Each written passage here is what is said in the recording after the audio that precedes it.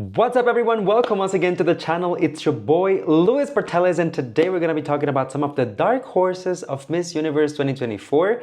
And as you can see, I am not in my usual environment as I have officially arrived in Mexico City to attend the final events of the competition. In just a couple of hours, I will head to the candidates hotel where I will pick up my press accreditation, and hopefully, crossing fingers, I will get to meet some of the delegates. But in the meantime, I wanted to share my opinions, my thoughts about some of those delegates that have a lot of potential. However, we might be overlooking given the sash factor of the countries that they represent, or simply the lack of hype on social media. I hope that you find this video entertaining. If you do, don't forget to go ahead and drop a like on the video, comment, subscribe, and share with a friend. And of course, let me know down below what do you think about my list. Alright, let's get started. The first candidate that I wanted to highlight on my list is none other than Miss Universe Namibia. Her name is Prisa Angolo, and she is 28 years old. She is an award-winning journalist and entrepreneur, and honestly, she is criminally underrated this time around at Miss Universe. To be honest, this is kind of a trend. Namibia as a nation doesn't really have a sash factor,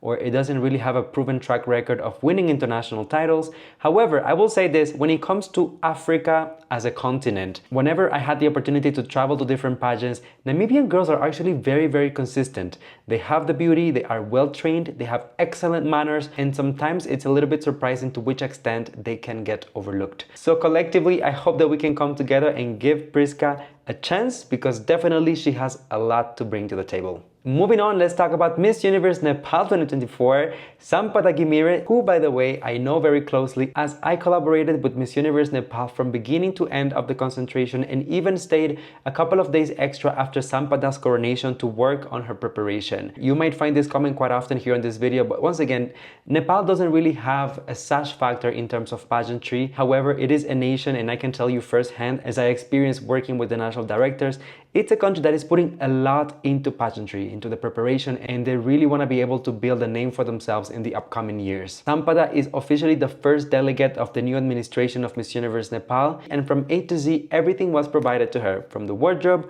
training, classes, you name it. Some people tend to overlook Sampada because she is more on the quiet side, on the shy side, and her social media presence is not as strong. However, let me tell you something. One thing that really stood out about Sampada while we were training with her in Nepal is that this girl can really perform. She's not scared of adding a little bit of spiciness, flavor, and those are things that Latinos really love, especially considering that we are here in Mexico, and in order to stand out, you need to be able to perform and deliver what the judges expect on stage. So for those who might already counted out Sampada, I'm telling you, think twice, because this girl has a lot to offer. At number 8 on the list, we have Miss Universe Netherlands. Her name is Faith Landman, and I must tell you, I had the opportunity to meet this girl a couple of weeks ago when I was in the Philippines. I had a video when I went to the training camp for Miss Earth Queens, and she was actually there training alongside the queens as well, instead of Miss Earth, for her Miss Universe preparation, of course. Faith is not only a beautiful, really tall, really stunning woman, very eloquent, and as you can tell by the photo, extremely striking. She is also one of the mothers of this year's badge, and honestly, I think that she is just an example at how women don't have to settle for less just because they become mothers. Actually, she is proving that you can follow your dreams and reach them regardless of your situation in life. She is also an advocate for access to clean drinking water and education. And if you're wondering why does that sound a little bit Miss Earth coded, simply because Faith represented Netherlands at Miss Earth a couple of years ago. So not only she's incredible, but she is also a seasoned queen. And at number 7, we have Miss Universe Lebanon, Nada Kusa. For the past couple of weeks, we have been talking about Miss Universe Lebanon, so I don't think that she is as much of a dark horse in that sense. People know who she is, people do talk about her, but unfortunately for all of the wrong reasons. A lot of the buzz around her was regarding the viral video of Osmel Sosa and Anja Krachtatev a couple of days ago where they shared their opinions about some of the delegates. This video led to Nada rethinking if she was going to join Miss Universe or not, and ultimately it all ended with an apology from the Miss Universe organization. Putting all of the controversies aside, Nada is a beautiful girl. She is also extremely smart, as she is a licensed clinical psychologist and a member of the Lebanese Order of Psychologists. She possesses striking yet very natural Arabic features that I found absolutely stunning. And if you trust me, I see her placing automatically into the top 30 of the competition. I don't know how you feel about her, but please let me know in the comment section down below. Up next, let's talk about Miss Universe Paraguay. Her name is Naomi Mendez. After she was appointed in Paraguay, it's safe to say that Naomi was not considered to be a fan favorite amongst Paraguayan pageant fans. To be quite frank, the opinions were a little bit split, but ever since she started preparing, this woman has put everything into her evolution to grow and prove that she has what it takes to represent Paraguay fairly. I had the opportunity to see a little bit of the behind the scenes of her preparation as she is being assessed by one of my friends, Alexander Gonzalez, who gave me access to some of those behind the scenes clips and footage. And I can tell you that the transformation is nothing less than mind-blowing. She is an entrepreneur and a business developer in the United Arab Emirates. And although a lot of people might not be noticing her or talking about her as much, let me tell you, this girl is easily a silent killer, as just a couple of days ago, she was put within the top 5 ranking by Miss Sociology, meaning that the people at Miss Universe on the ground covering the events see top 5 potential in this woman. So I think that for what it's worth, we shouldn't count her out just yet. At number 5, we have Miss Universe Jamaica. Her name is Rachel Silvera. And just like most queens from Jamaica, she brings nothing less than excellence. Beauty, that is granted. Poise, overload. But with overflowing beauty and an extreme amount of class, I feel like Rachel has everything that it takes to lift Jamaica really, really high at Miss Universe. Now, I feel like I don't really have to defend my case too much when I tell you that Jamaican girls are really strong, they are well trained, and similar to other countries on this list, Jamaica is one of those countries that sometimes doesn't get the hype or recognition that they deserve, maybe because of the size of the country or the population. They might be outnumbered by other countries, a little bit more support, but that doesn't mean that the quality isn't there. Rachel is a passionate environmental advocate, and she is currently a 3rd-year pharmacy student at the University of Technology in Jamaica, of course. So in terms of her beauty and her background, I feel like she checks all the boxes. I just want to see how she's able to go head to head against other fan favorites on the runway, basically on the international stage. That's really where her fate will be decided. At number 4 on the list, we have Miss Universe Bonaire, Ruby Pouchet, and this is, I think, like the 3rd or 4th time that I talk about her here on the channel, which attests to the fact that I see a lot of potential in this girl. When you look at her, amazing, beautiful, stunning, striking. I cannot give you enough adjectives to describe her. In terms of her background, she is also very well-rounded. She is 29 years old and a communications specialist. She works as a government official in the beautiful island of Bonaire, and her platform is all about empowering others and spreading self-love. Now, I've mentioned this before, but I'll say it again. This girl also has experience as she competed before at Miss Grand International. And you know, if you've been here for a while, that I sometimes have mixed emotions about Miss Grand International, but one thing that you cannot take away from them is the fact that they bring the performance. They know how to put on a show, and that is something that I'm really counting on Ruby to deliver on the prelims and finals of Miss Universe. Because of that, when you combine the beauty, the background, and the performance skills, I think that this girl might be easily overlooked given that she is representing an island, but the moment that she steps on stage, I wouldn't be surprised if she's able to overshadow some of the fan favorites. At number 3 on the list, we have Miss Universe Denmark. Her name is Victoria Thelving, and I'm sure you have heard about this girl at some point in the competition. I mean, a lot of people compare her to a Barbie doll, and honestly, based on the photos, if you go and look her up, I couldn't agree more. Let's acknowledge a couple of things. The Europe continent is not necessarily the strongest continent in terms of pageantry or preparation for international candidates, given the fact that most countries within the continent don't really follow pageantry as much.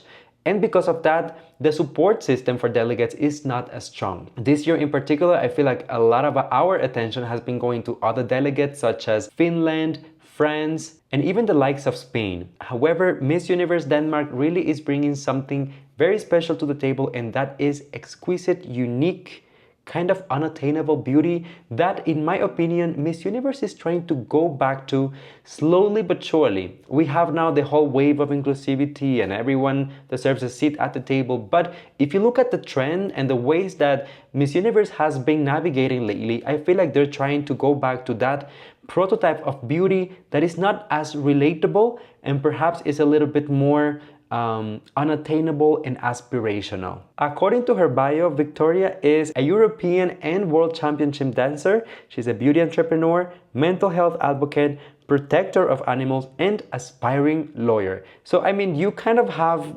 what you can tell is the whole package, accompanied by exquisite beauty. I don't think we can really overlook her at this point. At number 2 on the list, I would like to highlight Miss Universe Honduras 2024, Stephanie Cam, who is an international fashion model and content creator in the beauty and hair space. She is also a mother, and she was originally born in Queens, New York, of course, with Honduran descent. Already her look sets her apart from most people in the competition. I feel like it's been a while since we had a redhead at Miss Universe that has really been able to steal the attention from people. And although Honduras is one of those countries that at Miss Universe they had very little impact, if we are being honest, Stephanie has been able to really capture people's attention. I feel like it's a combination of her very interesting story being an accomplished fashion model, having had deals with brands of the likes of Sephora, but also combining that with her background as a model, which we know is very appealing for Miss Universe at the moment.